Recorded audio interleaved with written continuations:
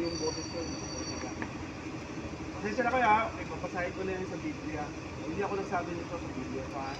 So alam naman ninyo, Bishop, meron langit, meron impyerno. No? Papasahin ko lang anong sinulat na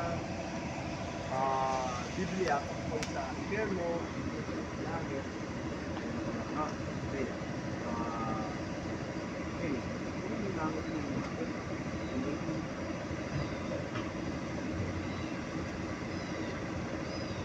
Ito na nga, ito na isip na basahin mo yung langit.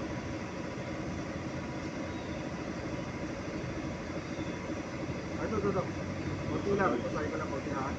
Pagkatapos ito, nakita ko ang isang bagong langit at isang bagong daigdig.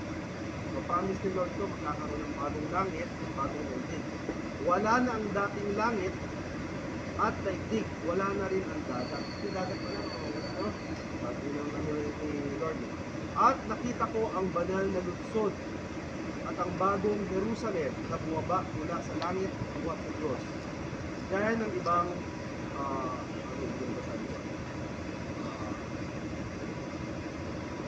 hindi ko lang mahanap ngayon, pero doon nakasulat din, wala nang sakit, no? Wala nang kamatayan, at wala nang iyak doon.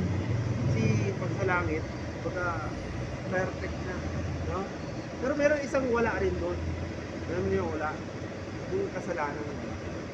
No? Kasi langit na rin, perfect na yun. Diba? Diba? Kung tolerance sa masining, 0-0 yun. No? Yun ang lahat ng piraso.